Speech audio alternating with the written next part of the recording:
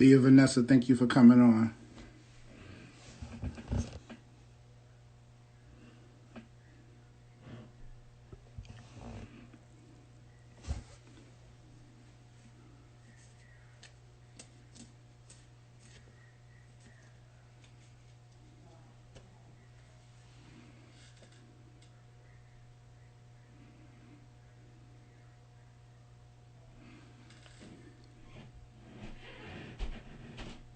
Sir Get Buckets, thanks for getting on.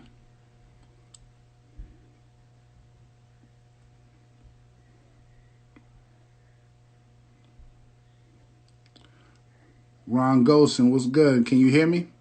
Give me a thumbs up if you can hear me.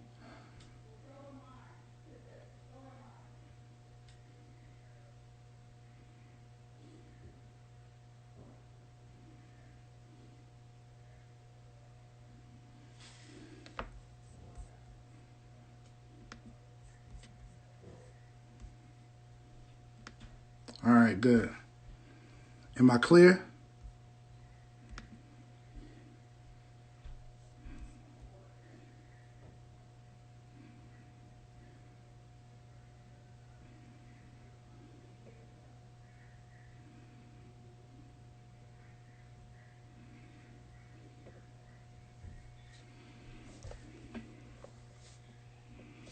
All right, cool. Just waiting for George to get up on here.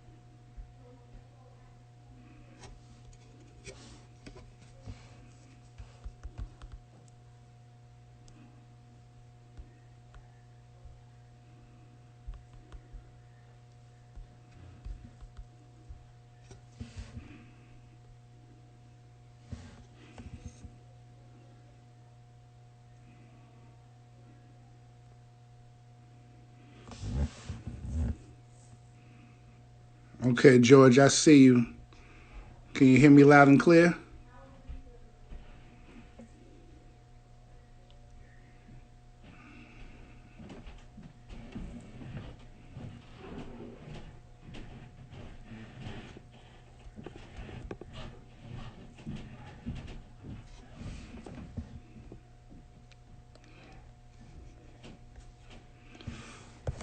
Welcome to episode 81 of the Positive Impact Podcast, where we talk about all topics relevant to the game I love.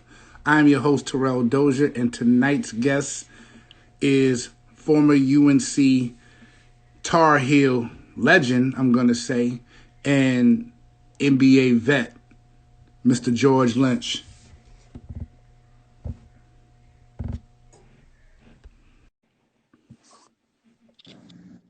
G, What's good? ain't nothing, man. Can you hear me? We good? Yeah, I can hear you good now. All right, man. Thank you for coming on. I appreciate you. Appreciate the having me on. Yes, sir. Yes, sir, man. Yes, sir. How's everything going? I know you just got a fresh one. Yeah, I had to clean it up, man. Yes, sir. I Yes, still got sir. these grays popping, but it's all good. That real you ain't like that gray like got you looking like fine wine though. Yes, sir. Yes, sir, man. Really, real excited about this, man. First things first, man. I ask everybody, man, is 2020 was crazy. With this pandemic and everything like that, man. How are you and yours getting along during the pandemic? Man, we surviving, man. Every morning we can get up and not have to worry about COVID. It's a blessing. Nah, no question about it, man. And so I don't want to waste no time at all, man. And I want to get right into it. So much to talk to you about.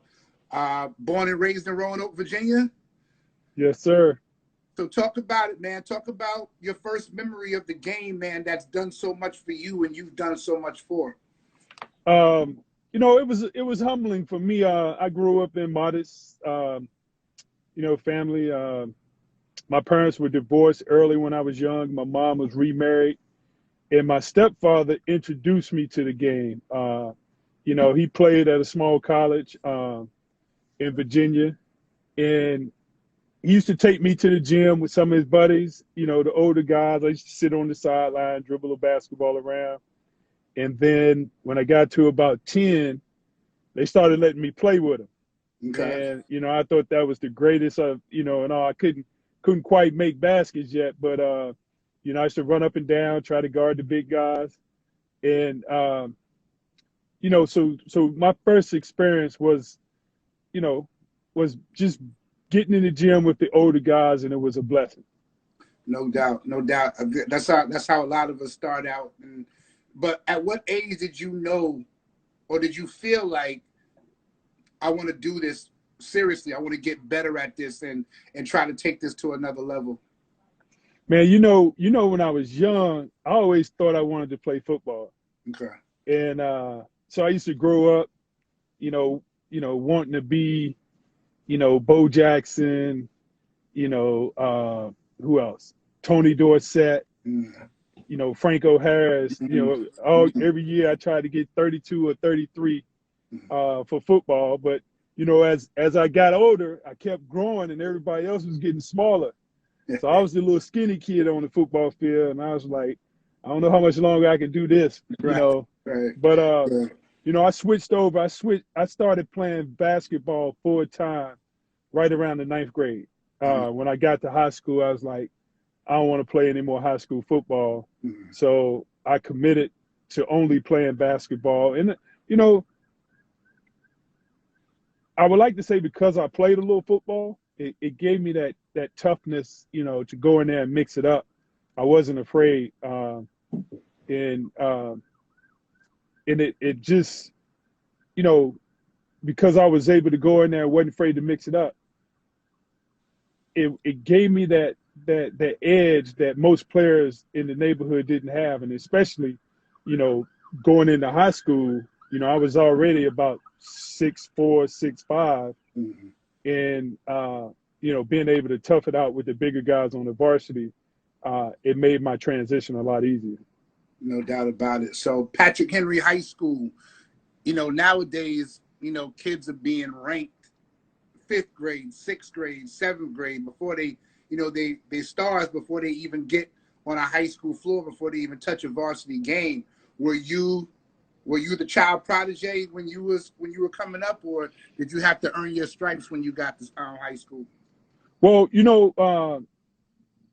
right around the 10th grade, I kind of knew, I was getting invited to 5-star camp, things like that. I knew within my city, within my small town, I was one of the top, sophomores. I was the top sophomore, but ranked nationally, I wasn't quite there yet. And we had a good high school team my junior year, actually my sophomore year. We went to the States, and we lost that year. But I wasn't starting. I was kind of had a role position coming off the bench. But most of the guys I was playing with, we had played AAU together. We were the top AAU team in the state of Virginia. Going into my junior year, it was a process. Small town, we weren't recognized, but our high school team was starting to get some recognition because everybody was returning from their state championship team. And I can remember every Monday or Tuesday when USA Top 25 used to come out, we used to run to the library and look at the paper and see where we were ranked. I think we start honorable mention, after about 5 games. We were ranked in the top 25. Then we had Oak Hill Academy on the schedule. We beat them by about 20. Then we were top 15. We got all the way up to we were top 5 team in the country my junior year. Nice. Unfortunately, everybody that I played with was seniors. Right. Okay. So I ended up going to Flint Hill Prep. I played with Aaron Bain, played for Stu Vetter in the D.C. area. Kevin Sutton was one of the assistant coaches who was at Rhode Island. So it was a between my sophomore and junior year, uh, my my rankings kind of went from not being ranked to one of the top 5 players at the small forward position in USA. No doubt about it. So that junior year, you guys win the state championship, correct? Yes, And yes, you said, and you were a junior, and everybody was a senior. So again, when you're talking about USA Today, we talk about Street and Smith back in the day. Like yeah, Street and Smith was exactly. our that was our ESPN rankings. Like you had to go pick up the publication, like you had to buy the book, or you had to go look through it in the store to know who the top players in the country were, man. Like shout out to Street and Smith, man. But nowadays, like I said, I started off with the rankings, and now I'm talking about kids leave and go to these schools all the time. You brought up Oak Hill, like kids leave their high schools for better opportunities all the time. So what drove you to Flint Hill? I know D. Scott was there a couple of years before, kind of put it on the map. Stu Hmm. Vetter, one of the great coaches in that area down there. So what was that process like leaving Patrick Henry and going to Flint Hill? Well, I was always striving to become a better player. I was looking for the next challenge.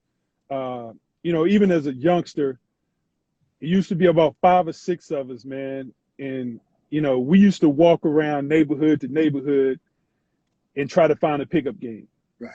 And, once we kind of dominated that, we went out to, we used to go out and try to find where the older guys were playing. This was, middle school, high school. And, you tend to get a sense of, yeah, I can play with these guys. Mm-hmm. And then so in my hometown in Roanoke, small, if it was 200,000 people, the talent pool and competition pool was kind of wasn't really feeding me. And, I sat down with my dad and my uncles. They used to follow, they were big basketball fans, so they used to follow, what other teams around the country were doing. Oak Hill Academy, Flint Hill, DeMatha. And, I had an aunt living in D.C., so we used to go up and visit her all the time.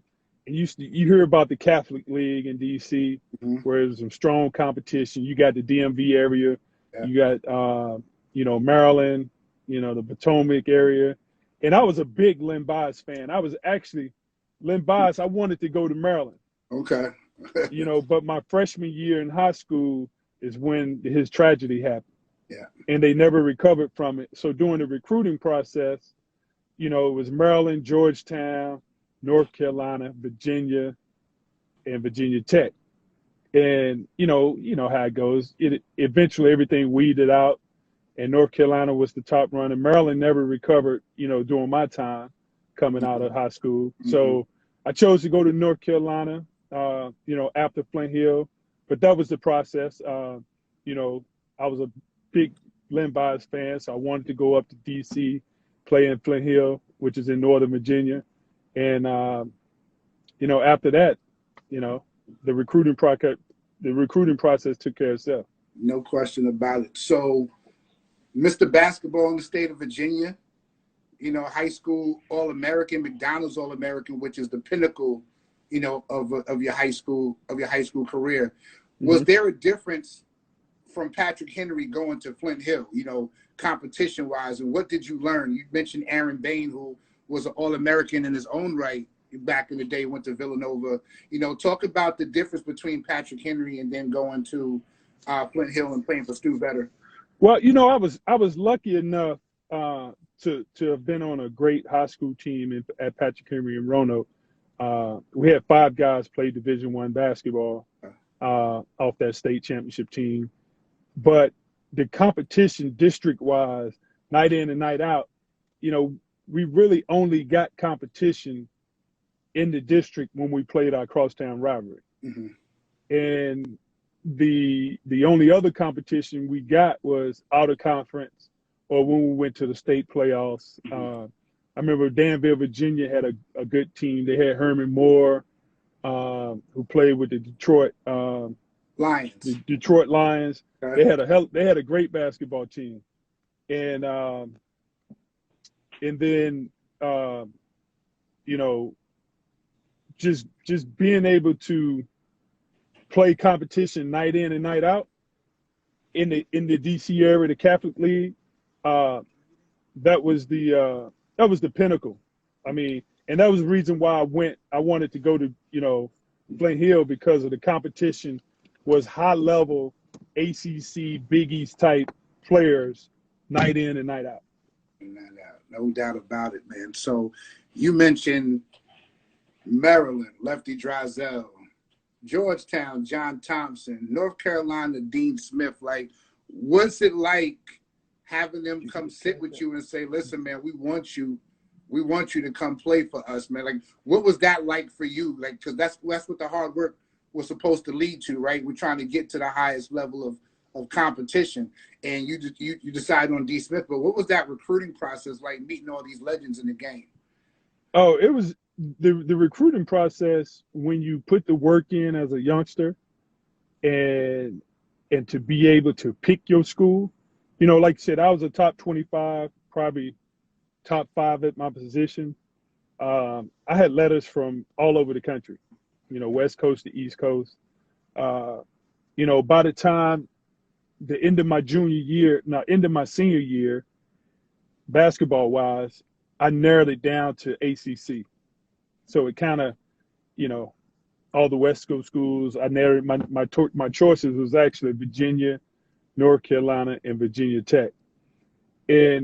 But to be able to take those visits and have the school coaches, the administration talk about, the different parts of, what you want to study, the academics, walking on a campus where the arena seat about 20,000 fans, going to a basketball, football game. For a youngster like me coming out of a small town, that meant a lot. It showed that, a young guy like me has an opportunity to go somewhere and play college basketball for free and get an education on top of it. So that was very important for me and my family. Yes, no question about it. So you get down to Chapel Hill, man, that Carolina blue and white, and you're playing for the legendary Dean Smith. So talk about the biggest adjustment from high school to University of North Carolina your freshman year. Well, my path was not like most. Like I said, I played for Stu Vetter, who's a coach who put a lot of guys into that Big East, the ACC type of programs. Mm-hmm. And so he prepared us. We had a running program, a lifting program. Academically, we had study halls. So unlike most freshmen who go to a campus, I was already prepared for the college atmosphere. That's the one advantage I think I had. So going in, I was already in tip-top shape, being in the Catholic League, playing at the Kenner League at Georgetown, the Pro-Am at the Mather, the James Jabbo Kenner League. I knew what it took to play against those type of players, because, as a high school senior, I step on the court in the summer league and you got Patrick Ewing, Mutombo, Mark Tillman, all the greats that came out of Georgetown. Mark Tillman. Yeah. No, I mean, that was my summer league team. Mutombo, Georgetown, Mark Tillman. You can only have 3 college players. Well, actually 2, because Alonzo and Mutombo were teammates, and Mark Tillman, I think he might have been graduated, but he was playing in the league. Mm-hmm. So, along with Aaron Bain and myself, we had a chance to play against, college guys as high school seniors. Mm. So when I got to college, I was, other than, playing against seasoned veterans like Rick Fox and Kevin Madden and Scott Williams, I had already played and seen some of the top players in college basketball as a senior. Right. No question about it. So you go through it at Carolina, have some great years at Carolina. And it's funny, you're saying you're a top 25 guy, McDonald's All-American. Today, you might have been considered a one-and-done player, but you stayed at North Carolina for 4 years, which was kind of like the norm back then. Some players left. Mm-hmm. Usually they left after their junior years, but Right. you stayed. You stayed all 4 years, which allowed you to build a system at North Carolina that hit its height your senior year, and you guys make it to the Final Four. Talk about the experience that year and being a freshman on the team to getting to a senior where you're now the leader of a storied program. Yeah. You know, having that experience going 4 years of college, for me, I think it was a great experience. You know, going in as a freshman, played probably 15 to 20 minutes a game, and then going in as a sophomore, starting, playing more minutes, making it to a Final Four. We lost to Kansas that year. And then Yep. my junior year, we kind of wasn't really a rebuilding year, but we had a young team with a bunch of freshmen, Montrose, Phelps, Donald, Derek, Brian Reeves, Donna Williams. And we just going into our junior year, they were all young guys. So it took us a while to build that chemistry back up. And then as a senior, were you able to put your own imprint on a program because I was a captain, I was the older guy, I was a leader, and going to North Carolina, I mean, it was to graduate, go to the Final Four, and win a championship. So I had that opportunity to get back there my senior year, and I embraced every moment, every day at practice, every day in the weight room, you know, cherishing every moment at, you know, going to classes and but knowing that it was going to be my last year. So I just tried to enjoy every moment of that experience and getting back to the Final Four, you know, it was just a opportunity that you couldn't pass up and you couldn't take for granted. Nah, no doubt about it. And you know, before we get going, I see Derek I'll Phelps send that jumped to you, on see. there. I figured Derek Phelps is on here right now. Speaking of D Phelps, one of New York City's best. What's So, up, D? yeah, Derek, we got to get you on this show, man. So first team all ACC is senior year. You know what I mean? Which is no slight feat. You know what I mean? Like that's huge. You know, it's first team all ACC. But I want to paint this picture. You guys go out to the Maui Invitational that year. Yeah. Y'all play the Fab Five. And y'all lose at the buzzer to the Fab Five at the Maui that year. Right. Right. Now all of a sudden we meet the Fab Five again in the national championship game. What was the mindset? You know, obviously it's a championship game, regardless of who you play. You want to win the national championship, so you didn't really care who was there. But you know, was there a little added there because they beat us? Oh yeah, and we felt like we should have beat them early in the year. Well, it was. You know, we came in, we felt we were just as good as any team in the country. Mm-hmm. But of course, the Fab Five, they were getting all the hype. They had the baggy shorts, the black shoes. Yes, sir. Yes, sir. You know, they had it all. So, yes, but you know, we were established in a well-seasoned team ourselves. You know, I was a senior. I had that junior class with Phelps and Reese, and you know, Donna Williams was a sophomore. Eric Montross. Mm-hmm. You know, and they were the first Fab Five recruiting class before Michigan. So, you know, while they talking about that Fab Five, we got our own Fab Five. Okay. And you know what? We had Dean Smith on the sideline. How about that? So, you know, it's funny, you know, people ask about that Final Four experience and the timeout. And I try to tell them, you know, going into that Final Four, we knew if the game was close, we were going to win it. Mm-hmm. Dean prepared us for everything. X's and O's, situational. There was not a stone unturned when you played for Dean Smith. Mm-hmm. It was crazy because I know Derek probably remember this. We always, you know, we called it situational. Coach Smith was put us on the floor with the second team. We scrimmaging. He would give them 12, 13 points, put 2 minutes on the clock. We got to come back. And we making a comeback, and Donna Williams, you know, probably like with 30 seconds left in the game, Donald Williams makes a steal, but the ball it's like a loose ball turnover. Mm-hmm. So he dives on the floor for the loose ball and calls a timeout. Coach Smith puts us on the end line and make us run for using his timeouts. Ooh. Yeah, this was back in had to be in November, December, you know, that he's preparing us. Our timeouts are valuable. Mm-hmm.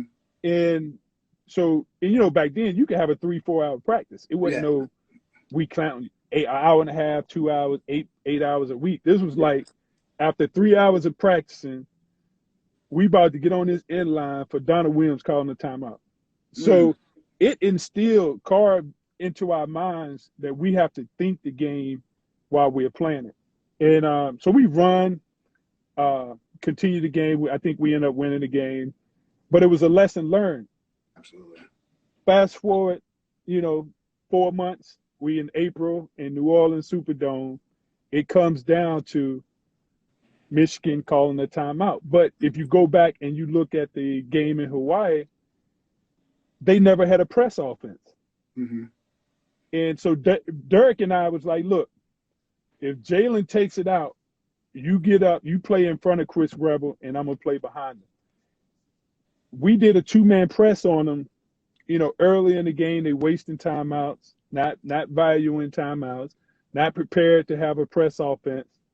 And at the end of the day, it ended up, I think we already had the championship run, but it put us in a great position to close that game out. No question about it. No question about it. And a national championship is a national championship.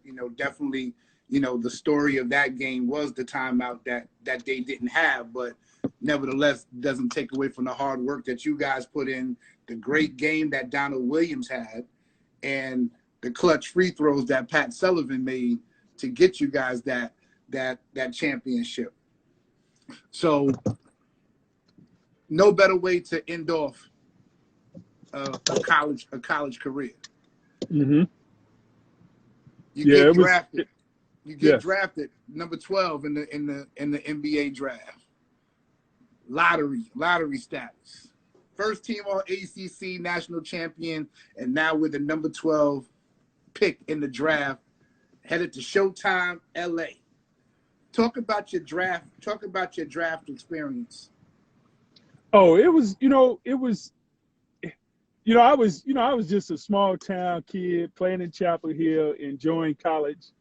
I didn't even have a suit to go to the draft, so I didn't even get to go shake the commissioner's hand. And, doing my workouts, I knew I was going to go anywhere between 9 and 15. Okay. Coach Smith had told me that there's a chance that I would go within those 6 teams. And, got an opportunity to go out to LA, as the first pick in the 12th pick in the first round. And it happened so fast. It was it was a great experience. Just getting drafted within 1 or 2 days, you're out in LA, you're looking for a place to get started for training camp. And it was just a great moment for me and my family. No doubt about it. So 3 years in LA, and to me, and you tell me if this is any different, really. Like, so to me, like, you were known as that blue collar player. You know what I'm saying? Right. Whatever the team needs, I'm here to do that, right? I'm here to win. So when you get into the NBA, do you think that helps you? Like, maybe like there wasn't a lot expected from you. Like, nobody's expecting you to come in and average 25 and 15. They just expect you to come in and be George Lynch, and that's who you've been all your life playing basketball. So was the transition easier for you, I should say, from North Carolina into the league, or? Well, the transition wasn't the transition that I had to make that change was when you're in college and you play for a historic program like North Carolina, and where you have a winning tradition, it's always about team concept and winning basketball. question. And when I got to the NBA, it took me a while to make that adjustment. Okay, now you have to be a little bit more selfish because it's all about numbers.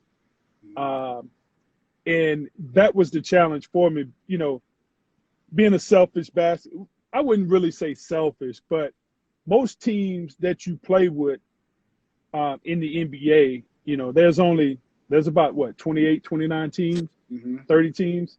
And really maybe 6 or 8 of them are winning franchises. Right. So, in the winning franchises, they play winning basketball. Right. When you play on those other teams, you kind of have to get numbers. Yes. Yeah. And that was the hard, making that transition. Okay, they want to see me score 20 instead of see me score 10, have 8 rebounds, 3 or 4 steals. Mm-hmm. So that was the hardest transition for me.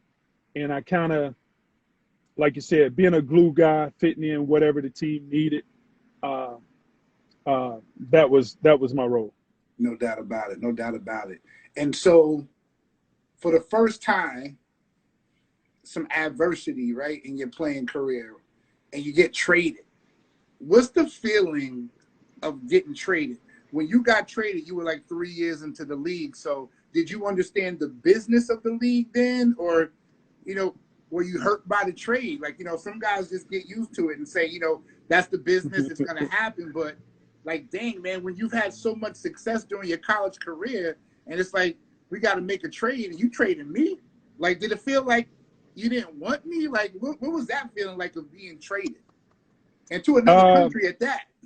Yeah, it wasn't the tough part about it was I was doing a basketball camp in LA for kids. Jerry West's son was at the camp.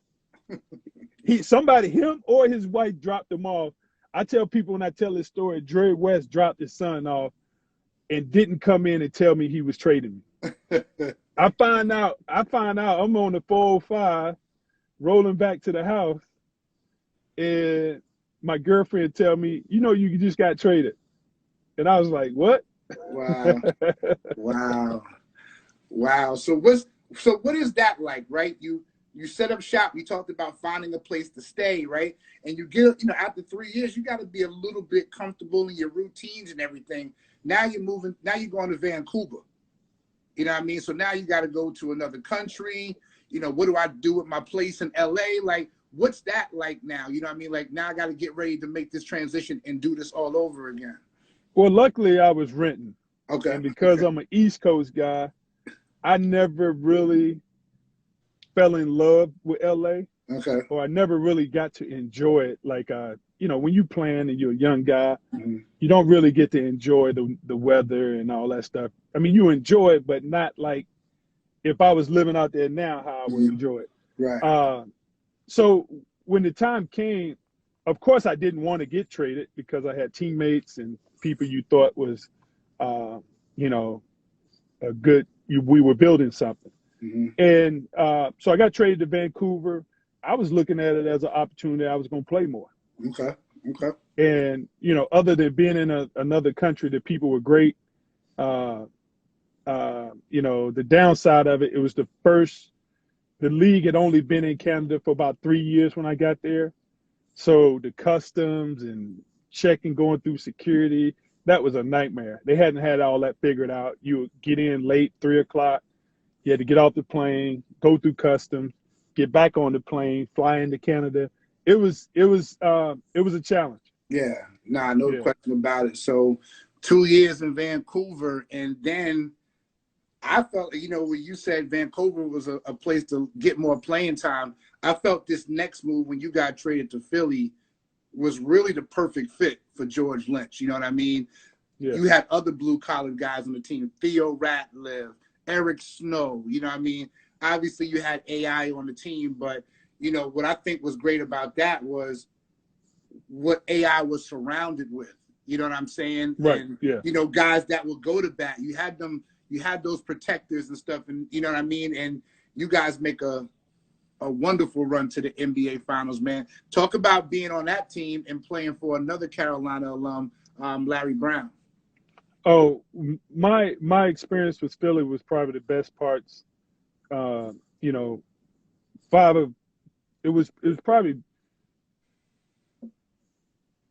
throughout my 12 years, probably was the best experience and best 4 to 5 years of my career. Mm-hmm. Uh, the team, the guys, Larry Brown had a winning attitude. The fans in Philly were great.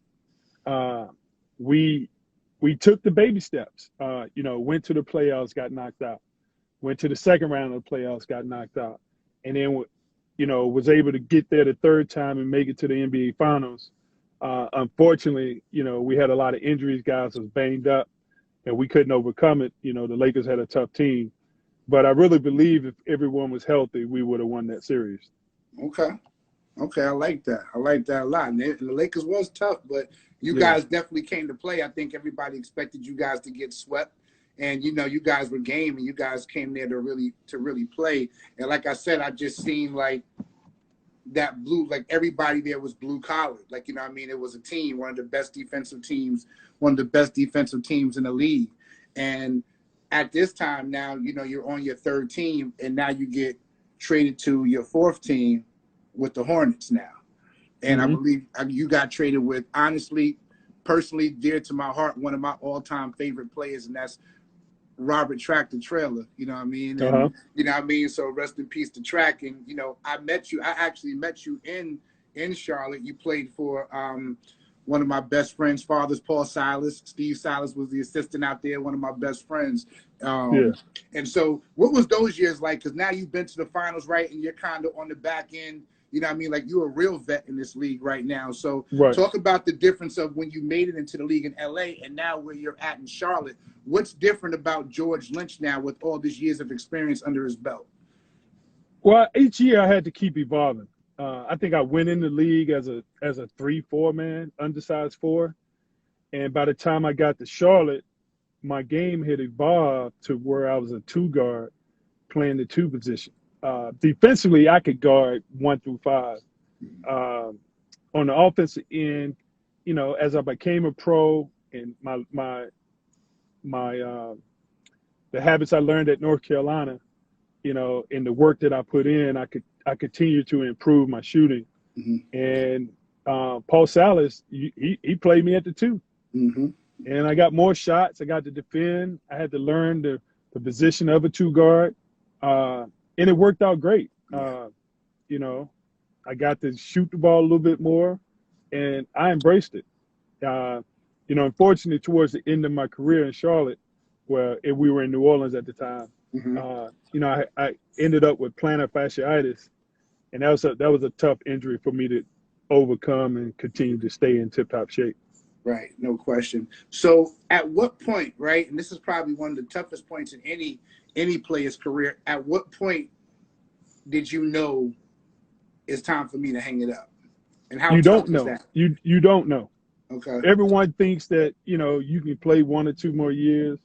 I was expecting to play 1 or 2 more years, but the injury, I just couldn't play at the level and put the work in that I was satisfied with to continue playing. Mm-hmm. And so once you retired, did you know that you wanted to get back into basketball? Did you know that right away, or did somebody talk you into it? You went to SMU with Matt Doherty. Is that something that he talked you into, or this is something that you were seeking out? Well, I always wanted to stay around the game. I always did summer camps for kids, and I always wanted to give back. I was fortunate enough to play for Dean Smith, play for Stu Vetter, play for Larry Brown, and I figure I got some knowledge I need to share with the young kids, and that's why I stay around. I stay in the gym with my youngest son all the time. Yeah. Now, and try to share with him and some of his buddies. So it's great, man. I'm at peace when I'm in the gym. Yes, no question about it. And so, you talk about your son and helping him with his game and everything like that. But I want to flip for a second here. And we talked about 2020, and not only, were we, dealing with COVID, but we were also dealing with some social injustices as well. if you're willing to share with me, at the height of it, with the George Floyd murder and everything like that, talk about the conversations, right? Because now, like, you're not a basketball player anymore. You're the father of a young African American male. What were those conversations like? What kind of conversations did you have with your son? Definitely, man. I got my oldest son is 23, and I had to have those conversations with him as well, because being a African American and in this world today, it's a challenge. I mean, you want your kids to come home safely every night, but like you said, once they leave home, I mean, they just have to make the right judgment calls and things like that. My youngest boy is still young. He's just a ninth grader. He's not driving and in the streets on his own yet. But we do have those conversations. They see what's going on the news. And kids are more savvy technology-wise nowadays with social media, that they follow that stuff on their own and they come in with questions. And it's a constant reminder that for us as African Americans, there's two justice systems. And until they let you make that phone call home, they really don't know who your parents are. They don't know who you are. And you have to make the best decisions. And hopefully, my wife and I, we taught them well. But they have to make decisions so that they can make it home that night. And they just have to think about it that way. No doubt about it. Thank you for sharing that with us. So you got into the coaching position at Clark Atlanta. You got involved with HBCUs and so I want to talk about that too, and it kind of goes along with that. What was that experience like, being the head man, right? It's your program now. Like, what was that experience like for you? Oh, it was a great experience. Being able to call your own timeouts, run your practices. I've been through a lot of practices, and I tried to make it fun. I took everything I learned working under Coach Larry Brown and the philosophies of Dean Smith, and put it into my own program and into my own practice plans. Unfortunately, most HBCUs don't have the same resources that PWIs have, predominantly white schools, institutions. And, so it's a little challenging. We as minorities and African Americans, we need to, when you think about when you're applying to school, apply to a HBCU, because the application fees that, the PWIs get, it can really go a long way in helping an HBCU. At the time I was highly recruited, so HBCUs really didn't think they had a chance in recruiting me. But I think now they are, putting their name in the hat to go after some of these elite players. And the players are now conscious of, considering an HBCU. No doubt about it. So talking about HBCUs, explain to my viewers about HBCU Heroes. Okay. Yeah. HBCU Heroes is a nonprofit that I started while I was coaching at Clark Atlanta. And it's basically to level the playing field, bring awareness to anyone can be a HBCU hero. You don't have to attend the HBCU. Steph Curry gave money to Howard to start their program.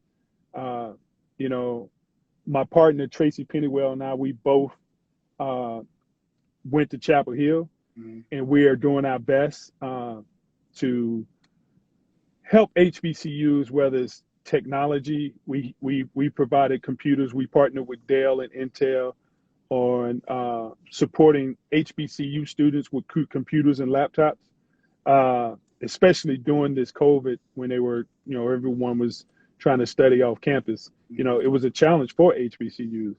And I think, again, if you're a minority, black or brown, and you have the means, make a donation to an HBCU, wherever you can. It doesn't have to be Howard. It doesn't have to be, Morehouse or Spelman, or North Carolina Central, A&T. There's 107 HBCUs out there, and they all could use your support. Nah, I like that a lot. And please, if you could let everybody know how can we learn more about HBCU Heroes? Well, we on all the social platforms, HBCU Heroes .org, Instagram, Twitter, Facebook. Uh, we're doing we do esports tournaments right now. We have a fellowship program. If you're an HBCU student, you can go on the website and direct message myself or Tracy Pennywell. We're helping HBCU students find internships in the corporate world. We think it's nice when you can, spend your summers doing an internship which pertains to your major. We don't want med students working in a fast food chain or being a waitress when they could spend those valuable hours interning for a doctor to get that experience that'll help them when they do apply for med school or apply, to a college of their choice. They have that on their resume. Nah, that's beautiful, man. I love that. I love that work. And if people want to donate, they can go on the website and make a donation through the website. Yes. We on Cash App, Venmo, and all funds will go to an HBCU or an HBCU student. Absolutely. Now, do people choose what HBCU? Like, how Yes, does that work? they can make a general donation to an HBCU, or they can make a donation to an HBCU of their choice. Absolutely. Nah, I appreciate that. That's beautiful stuff. So as we get ready to wrap this thing up, I wanna hit you with some quick hitters right now, so to speak. So the first one that I have for you is toughest opponent, toughest person you played against in high school first. Then I want you to take me to toughest in college and then in the NBA.